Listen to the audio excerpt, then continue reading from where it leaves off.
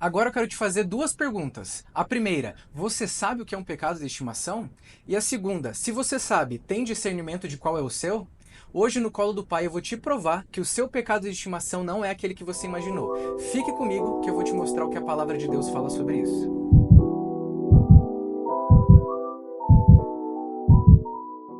Eu sei que você, assim como eu, quando começou a sua jornada com Cristo, se deparou com o maior problema no caminho de todo cristão, que é o chamado pecado.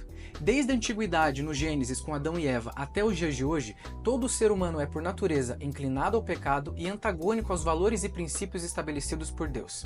Mas a grande notícia é que Cristo, por meio do seu exemplo e doutrina, nos ensinou o caminho para vencermos o pecado e nos afastarmos de toda a iniquidade que separa a nossa conexão com Deus.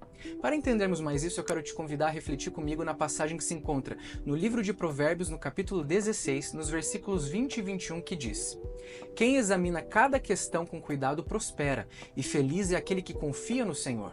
O sábio de coração é considerado prudente, e quem fala com equilíbrio promove a instrução."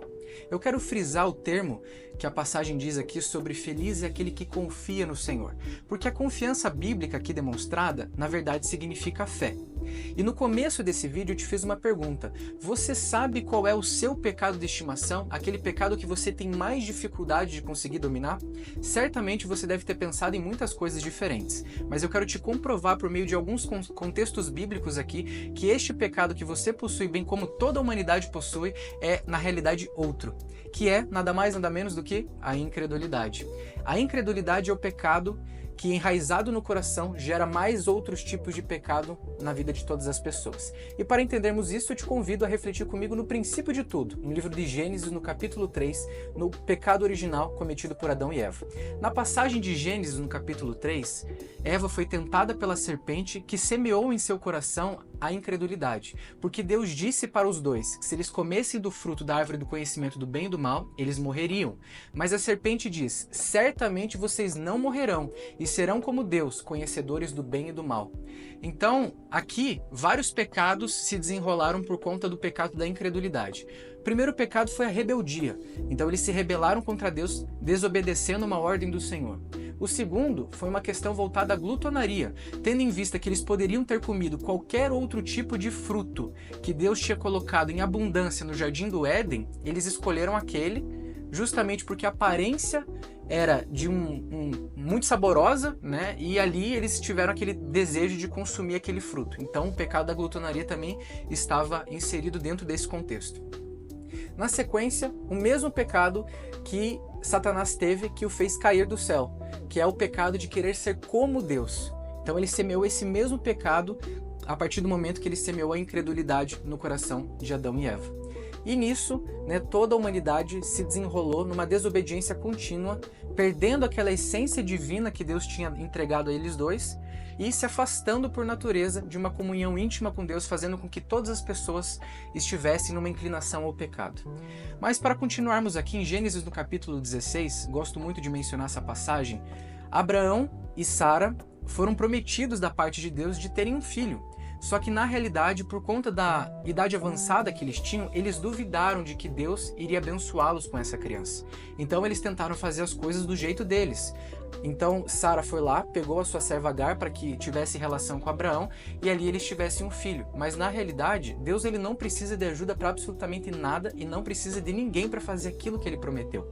Só que as pessoas, por conta da incredulidade, querem fazer as suas coisas por não acreditarem na literalidade daquilo que Deus os promete.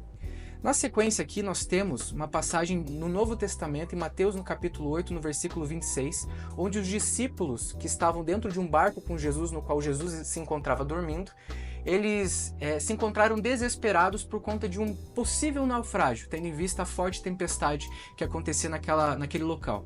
E ali eles acordaram Jesus desesperados, pedindo auxílio de Jesus para que eles não naufragassem. E Jesus acordou, repreendeu o mar e a tempestade, e disse: "Por que vocês duvidam, homens de pequena fé?" E essa mesma pergunta eu quero fazer para você, assim como nesse momento eu faço ao meu coração. Por que muitas vezes nós duvidamos? E para entendermos isso, eu separei uma lista de tópicos aqui que nos mostram o porquê nós duvidamos, com o exemplo da Sagrada Escritura. Um dos primeiros motivos que nós duvidamos é a chamada experiência negativa. Então, no livro de Jó, no capítulo 3, versículos 20 a 26, Jó ele começou a questionar a justiça divina, tendo em vista que ele não se encontrava em nenhum pecado e mesmo assim ele sofreu graves questões em relação à perda da sua família, à perda de todos os seus bens e todas as suas propriedades. Nesse momento, nós podemos contextualizar com aquilo que acontece dentro das nossas vidas. Por sequências de experiências negativas, nós acabamos nos acostumando com aquilo que é mal, e sempre quando Deus tem uma promessa poderosa para nós, duvidamos porque nós nos acostumamos com cenários ruins. Só que Deus ele não precisa de nenhuma circunstância favorável para fazer o novo e nos abençoar. Na sequência, nós temos influência do mundo, e isso é uma questão muito importante que a gente precisa entender. Certamente você já ouviu a seguinte frase: você é a média das 5 pessoas com quem mais convive. E aqui a palavra de Deus fala em Marcos, no capítulo 3, dos versículos 1 e 23, Marcos, capítulo 4, no versículo 1 a 20, e Lucas, no capítulo 8, do versículo 4 a 15, a parábola do semeador, no qual ele diz que uma pessoa, quando ela conhece o evangelho, mas por conta das influências e provações do mundo, ela tende a apagar o evangelho do seu coração pela falta de fé que ela possui, tendo em vista que a sua fé não conseguiu se enraizar numa plena confiança de Deus. Ou seja, o ambiente onde a gente vive, as pessoas que convivem conosco, os meios no qual nós estamos conectados, eles podem sim semear a incredulidade no nosso coração, fazendo com que a gente viva em desobediência a Deus por conta da incredulidade. Na sequência, eu separei aqui o tópico dúvidas e questionamentos. Tendo em vista as influências ruins, tendo em vista as murmurações que outras pessoas fazem e que muitas vezes nós estamos inseridos nesse meio, dúvidas e questionamentos no nosso coração podem surgir. Por exemplo, no João no capítulo 20, do versículo 24 e 29, Tomé duvidou da ressurreição de Jesus. Muito semelhante ao que acontecia ao povo que tinha saído do Egito, porque provação após provação Deus os livrava, mostrava milagres, prodígios e maravilhas, mas a cada novo problema eles duvidaram em seus corações. Da mesma forma Tomé. Jesus, tendo promovido diante de seus olhos milagres, curas, prodígios e maravilhas, quando Jesus morreu, ele ficou tão impactado pela notícia da morte de Jesus que ele simplesmente duvidou que ele teria capacidade de ressuscitar. E muitas vezes nós também agimos dessa forma. Quantos milagres Deus já não promoveu na sua vida? Quantas bênçãos Deus já não te deu? E por que muitas vezes, quando você passa por um novo problema, você se esquece de tudo aquilo que Deus fez de bom e começa a pensar que Ele vai te abandonar dessa próxima vez? Na sequência, nós temos aqui pecado e desobediência. Como eu citei em Gênesis no capítulo 3, Adão e Eva tiveram uma instrução clara sobre não comer do fruto do conhecimento do bem e do mal, e eles desobedeceram a Deus, duvidando de que as consequências se aplicariam do jeito como Deus havia dito. Porque Satanás pegou de uma meia-verdade. Eles pensaram que eles morreriam de forma imediata, mas não, eles morreram espiritualmente, e depois de muitos e muitos anos, eles morreram fisicamente. Então, devemos tomar muito cuidado com as sementes que Satanás tenta colocar dentro do nosso coração, nos fazendo ter dúvidas daquilo que Deus falou. Não é só porque muitas vezes a consequência é imediata, que significa que ela não vai acontecer. E por isso, nós devemos sempre nos preocupar em, acima de qualquer aparência, sempre nos apegarmos àquilo que Deus deixou instituído sobre as nossas vidas. E, por fim, o tópico aqui é falta de conhecimento. Em Oséias, no capítulo 4, no versículo 6, a Bíblia diz: o meu povo foi destruído porque lhes faltou conhecimento, porque tu rejeitaste o conhecimento, também eu te rejeitarei, para que não seja sacerdote diante de mim, e visto que te esqueceste da lei do teu Deus, também eu me esquecerei dos teus filhos. É uma forte passagem no qual Deus retrata a desobediência do povo de Israel, que decidiu se apegar a várias outras coisas, inclusive a imoralidade, tantos outros pecados abomináveis diante de Deus, no qual Deus mesmo teve que rejeitar esse povo por conta de que eles rejeitaram ao próprio Senhor e também a sua ordenança sobre suas vidas. Mas, como vocês sabem, em Romanos, no capítulo 15, a Bíblia diz que tudo quanto foi escrito para o nosso ensino foi escrito. E se a Bíblia nos evidencia algum problema, ela também possui a solução. Então, em relação a falsos ensinos, nós podemos pegar aqui a passagem que se encontra em 1 João, no capítulo 4, no versículo 1, que diz: amados, não creiais em todo espírito, mas provai se os espíritos são de Deus, porque já muitos falsos profetas se têm levantado no mundo. Este versículo, então, está nos advertindo sobre nos apegarmos à palavra de Deus e não a falsas doutrinas que nós vemos. Eu gosto muito de lembrar uma passagem que o apóstolo Paulo disse, que se ainda que fôssemos nós ou um anjo que te aparecesse do céu e te anunciasse outro evangelho, senão esse que está contido na palavra, seja esse maldito. Ou seja, seja um pregador ou um anjo que te apareça, sempre se apegue exclusivamente ao que a palavra de Deus te ensina, porque a falsa doutrina, ela também pode ser um meio pelo qual a incredulidade entre no nosso coração e nós venhamos duvidar, nos afastar cada dia mais de Deus. Agora, relacionado a medo e insegurança, a Bíblia diz em Isaías no capítulo 41, no versículo 10, não temas porque eu sou contigo, não te assombres porque eu sou teu Deus, eu te fortaleço e te ajudo, te sustento com minha destra fiel. Sempre se apegue ao que a Bíblia diz, que Deus te promete, e não às circunstâncias que te aparentam. Sempre nós passaremos por dificuldade. Jesus disse, no mundo tereis aflições, mas tem de bom ânimo, eu venci o mundo. E Ele convida a você e a mim para vencermos junto com Ele também.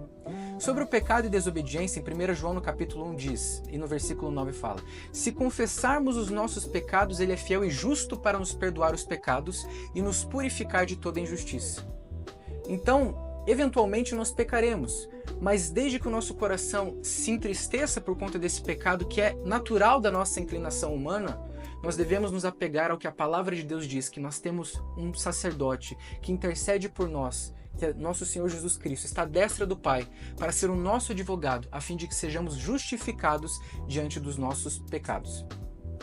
Sobre falta de conhecimento, a Bíblia fala em Provérbios no capítulo 2, no versículo 6, o seguinte, porque o Senhor Deus dá a sabedoria e da boca vem o conhecimento e o entendimento. Precisamos sempre utilizar da palavra de Deus para enriquecer a nossa fé. Foco nas circunstâncias. Colossenses no capítulo 3, no versículo 2 diz, pensai nas coisas que são de cima e não nas que são da terra.